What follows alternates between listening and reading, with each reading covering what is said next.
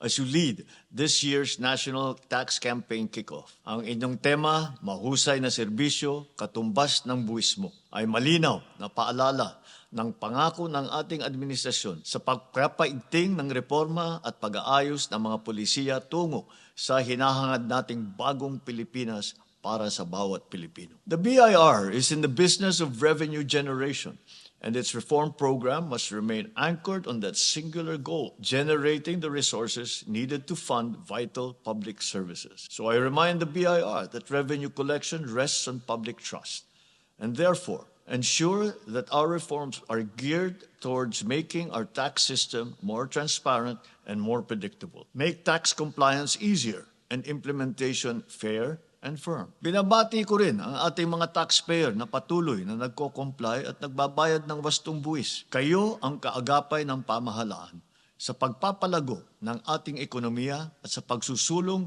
ng pag-uunlad ng ating bayan. Sa pagtutulungan ng pamahalaan at mamamayan, mas marami pa tayong magagawa. Habang pinabibilis natin ang mga reforma sa BIR, tiyakin natin ang mga pagbabagong ito ay hindi lamang agarang nararamdaman, kundi matagalan na pagpapataas ng kalidad ng serbisyo. Mahalaga rin na patuloy nating tinutulungan lalo na ang mga micro at small enterprise upang mas madali na makasunod sila sa ating mga alituntunin sa pagbubuwis. So together, let us keep our momentum and deliver results as we continue to reform our tax system, one worthy of our people's trust.